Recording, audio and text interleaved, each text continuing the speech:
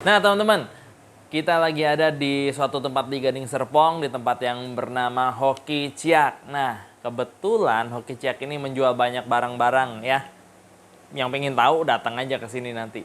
Tapi yang spesial, ini tempat ini punya teman saya. Ya, kita panggil nih, ada Clara nih. Ayo.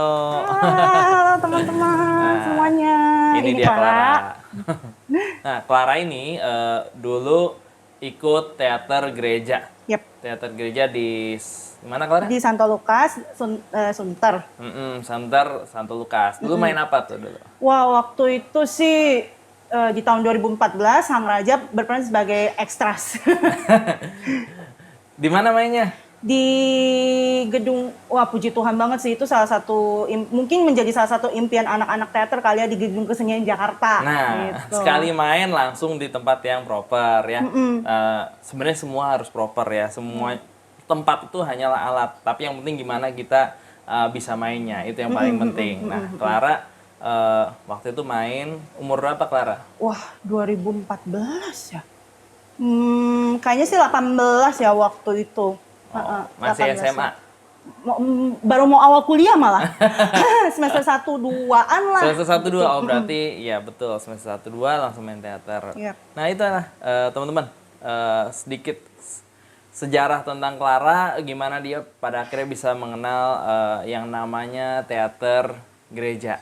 Ya, sebenarnya apa sih teater gereja itu? Mari kita saksikan.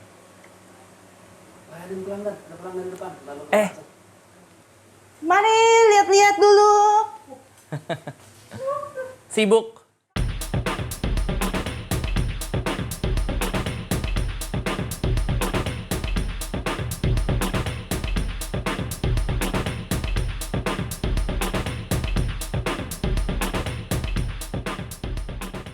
Kalau ditanya teater gereja itu lebih baik menggunakan gedung kesenian sebagai tempat pertunjukan atau gedung gerejanya sebagai tempat bermain, jawabannya adalah relatif, teman-teman. Ya, kita harus melihat itu dari banyak sisi.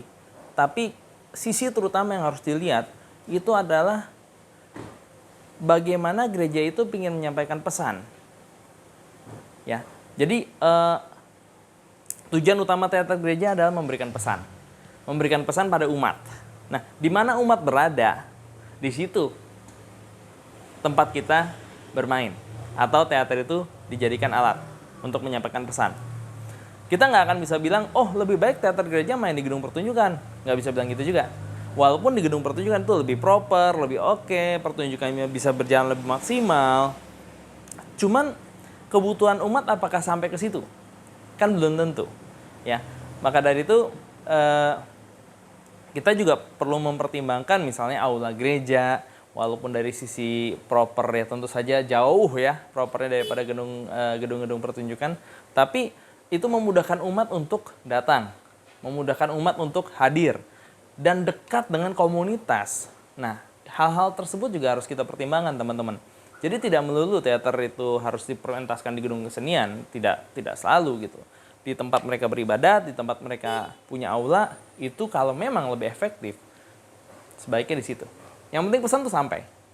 Ini pertanyaan hampir semua orang ya. Apakah di dalam teater gereja itu harus naskahnya diambil dari perikop Alkitab? Saya bilang nggak selalu seperti itu. Ya, nggak selalu harus seperti itu. Iya betul, sumber awalnya dari situ. Sisi moral dari situ, betul.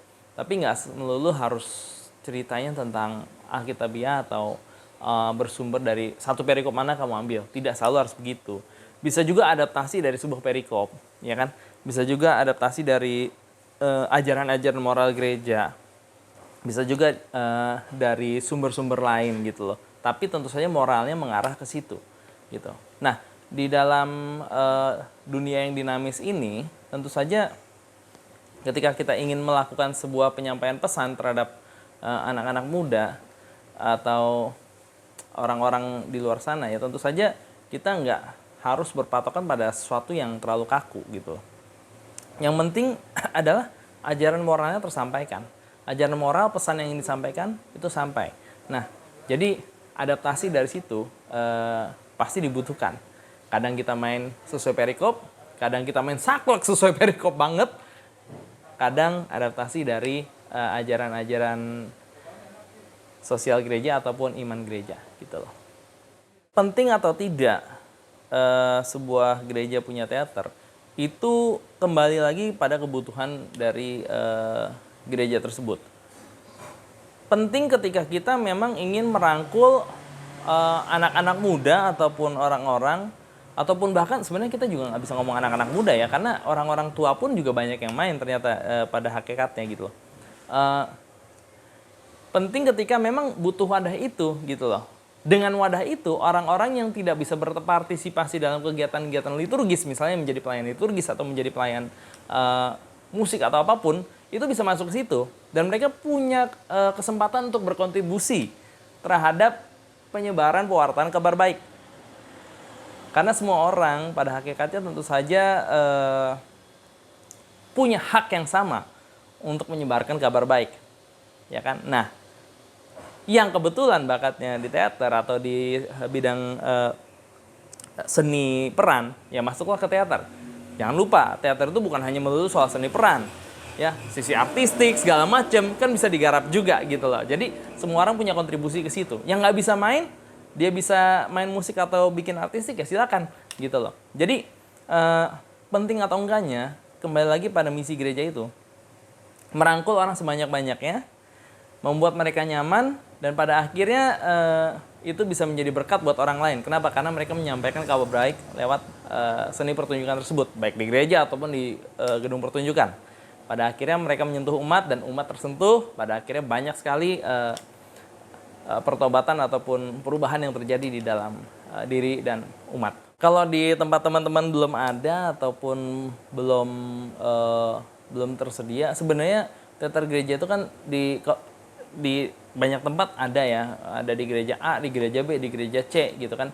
Kalau mau belajar ya sebenarnya nggak perlu di gereja juga, justru kan Anda belajar di tempat lain, bawa itu ke gereja Anda gitu loh. Ya kan, karena komunitas-komunitas teater itu cukup banyak, di kampus ada, yang umum ada, di komunitas-komunitas di luar gereja juga ada. Silakan Anda belajar dari tempat Anda yang terdekat gitu loh. Ya misalnya di gedung-gedung di gelanggang-gelanggang remaja itu kan pasti ada teater-teater, atau ya kalau mau gampang ya hubungi kita juga bisa ya kan, nggak masalah. Nanti kita pasti bantu prosesnya. Tapi intinya kalau belum ada dan memang Anda melihat itu kebutuhan itu harus ada, cari, kejar, dapatkan. Kenapa? Karena terbukti efektif dalam menyampaikan pesan ataupun membuat pemberdayaan bagi jemaat gereja tersebut. Itu menurut pengalaman saya. Ya kembali lagi kalau misalnya kita hubung-hubungkan ya, kita punya talenta dari Tuhan, benar nggak? Ya kan, Tuhan kasih kita talenta. Talenta kita apa sih? Macam-macam. Nah justru ini nih kesempatan, kalau Anda pingin berkarya atau kalau Anda pingin mengembangkan talenta Anda, ini nih ada ruangnya. Teater gereja mungkin di tempat Anda belum ada, Anda bikinlah. Ya kan, kalau misalnya udah ada, ayo Anda kontribusilah. Kenapa? Karena tentu saja kalau orang-orang satu gereja itu kan biasa satu visi, ya kan, satu visi tentu saja jalannya lebih mudah seharusnya, ya kan. Maka kontribusilah ke situ, kembangkan talenta Anda ke situ, jangan simpan talenta di bawah bantal, ya kan. Biarkan itu bercahaya dan pada akhirnya menerangi dunia. Silakan Anda berkarya bersama teman-teman gereja Anda dan ayo kita garami dunia ini. Amin. Jadilah seniman yang cerdas, tahu akan kewajibannya dan tahu akan hak